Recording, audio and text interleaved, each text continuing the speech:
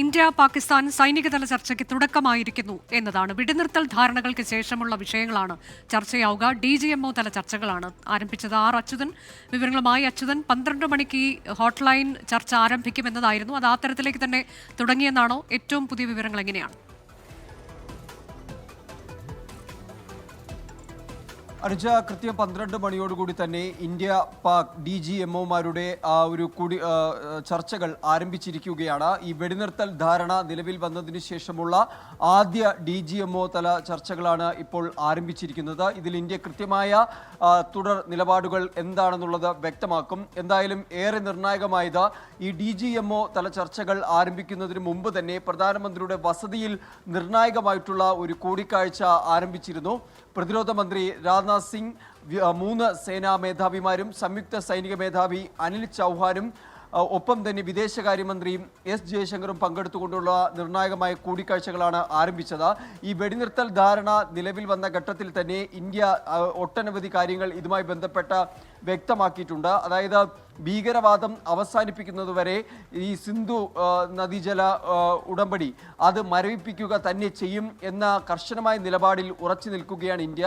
മാത്രമല്ല, ഈ പാകിസ്ഥാന്റെ പ്രകോപനം ഉണ്ടായിക്കഴിഞ്ഞാൽ ഇനിയൊരു താമസം അത് ഇന്ത്യയുടെ ഭാഗത്തുനിന്ന് ഉണ്ടാകില്ല. മറിച്ച് ഒരു വെടിക്ക് ഒരു ഷെല്ലെന്ന കണക്കിന് തന്നെ മറുപടി നൽകും എന്നൊരു നയമാണ് ഇപ്പോൾ ഇന്ത്യ സ്വീകരിച്ചിരിക്കുന്നത്. അതെല്ലാം തന്നെ കൃത്യമായി ഈ DGMO തല ചർച്ചയിൽ പാകിസ്ഥാനോട് ഉന്നയിക്കും. ഒപ്പം തന്നെ പാക് ഇതുമായി ബന്ധപ്പെട്ട എന്തൊക്കെ കാര്യങ്ങളാണ് അവരുടെ ഭാഗത്ത് നിന്ന് ഉന്നയിക്കുക എന്നതും ആ വിവരങ്ങളും പുറത്തു വരേണ്ടതുണ്ട്. എന്തായാലും DGMO തല ചർച്ചകൾ പൂർത്തിയായ ശേഷം 2:30-ന് 3 സേനകളുടെയും DGMOമാർ മാധ്യമങ്ങളെ കാണുന്നുണ്ട്. ആ ഘട്ടത്തിൽ എന്താണ് ഇനിയുള്ള നീക്കങ്ങൾ, എന്തൊക്കെ തരത്തിലുള്ള ചർച്ചകളാണ് ഇപ്പോൾ നിലവിൽ നടക്കുന്നത്, DGMOമാരുടെ ചർച്ചകളിൽ നടക്കുന്നതെന്ന് സംബന്ധിച്ചതിൻ്റെ ഒരു ഹ്രസ്വമായ വിവരം പങ്കുവയ്ക്കും എന്നാണ് മനസ്സിലാക്കുന്നത്.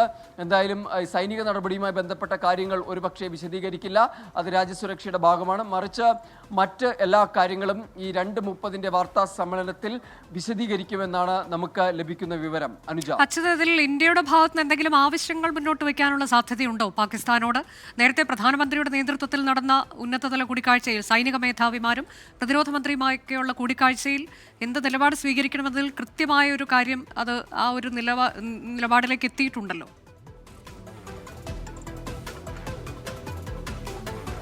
അനുജ, ഇന്ത്യ സ്വീകരിച്ചിരിക്കുന്ന നിലവിലെ നിലപാടുകളായിരിക്കും പാക് DGMOയെ അറിയിക്കുക. അതിൽ പ്രധാനമായ ഒന്നെന്ന് പറയുന്നത് ഈ സിന്ധു നദീജല കരാർ, അത് ഈ പ്രശ്നങ്ങൾ വഷളായതിനെ തുടർന്ന് ഇന്ത്യ മരവിപ്പിക്കുകയുണ്ടായി. മാത്രമല്ല, നയതന്ത്ര ബന്ധം പൂർണ്ണമായി വിച്ഛേദിച്ച അവസ്ഥയിലാണ് നിലവിൽ ഇന്ത്യ പാക്കുമായി ഉള്ളത്. അപ്പോൾ അത്തരം കാര്യങ്ങളെല്ലാം സൂചിപ്പിക്കും. ഇന്നലെ നമുക്ക് ചില വിവരങ്ങൾ കേന്ദ്ര സർക്കാർ വൃത്തങ്ങളിൽ നിന്ന് ലഭിച്ചത് ഈ പാകിസ്ഥാൻ ഈ ഇത്തരത്തിലുള്ള ഒരു ഭീകരവാദത്തെ പ്രോത്സാഹിപ്പിക്കുന്നതും അവിടുത്തെ ഭീകരവാദത്തെ അവസാനിപ്പിക്കുന്നതും വരെ ഈ സിന്ധു നദീജല കരാർ അത് മരവിപ്പിച്ചിരിക്കുന്ന നടപടി തുടരുക തന്നെ ചെയ്യും എന്ന നിലപാടിൽ ഇന്ത്യ ഉറച്ചു നിൽക്കുകയാണ്. അതിലൊരു വിട്ടുവീഴ്ചയ്ക്കും തയ്യാറല്ല എന്നാണ് ഇപ്പോൾ അറിയിച്ചിരിക്കുന്നത്. അതൊരു പക്ഷേ ഇന്ത്യ കർശനമായി തന്നെ പാക് DGMOയെ അറിയിക്കും. ഒപ്പം തന്നെ ഇതുമായി ബന്ധപ്പെട്ടുള്ള മറ്റു കാര്യങ്ങൾ, അതായത് പാക് സൈന്യത്തിൻ്റെ ഭാഗത്തുനിന്നുണ്ടായിട്ടുള്ള പ്രകോപനം, വെടിനിർത്തൽ ധാരണയ്ക്ക് ശേഷവും അന്ന് രാത്രിയും പാക് സൈന്യത്തിൻ്റെ ഭാഗത്തു നിന്ന്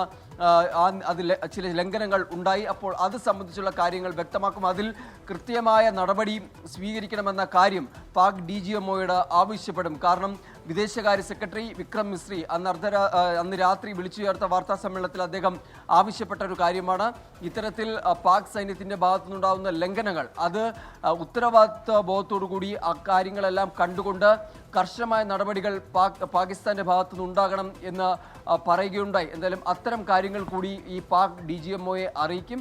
ഇനി പാകിസ്ഥാൻ ഇക്കാര്യത്തിൽ എന്താണ് അഭ്യർത്ഥിക്കാനുള്ളത്, ഈ പ്രത്യേകിച്ച് ഈ സിന്ധു നദീജല ഉടമ്പടി മരവിപ്പിച്ചിരിക്കുന്ന സാഹചര്യത്തിൽ അതുമായി ബന്ധപ്പെട്ട കാര്യങ്ങൾ ഒരുപക്ഷെ പാക് DGMO ആവശ്യപ്പെട്ടേക്കാം, അഭ്യർത്ഥിച്ചേക്കാം എന്നുള്ള സൂചനകളുണ്ട്. അത് സംബന്ധിച്ചുള്ള കാര്യങ്ങളിലും ഇന്ത്യയുടെ നയം എന്താണെന്ന് വ്യക്തമാക്കും. എന്തായാലും ഒരു വിട്ടുവീഴ്ചയ്ക്കും തയ്യാറല്ല, ഈ തീവ്രവാദം അവസാനിപ്പിക്കുന്നതുവരെ ഒരു വിട്ടുവീഴ്ചയ്ക്കും തയ്യാറല്ല എന്നാണ് ഇന്ത്യ നിലവിൽ സ്വീകരിച്ചിരിക്കുന്ന നിലപാട്.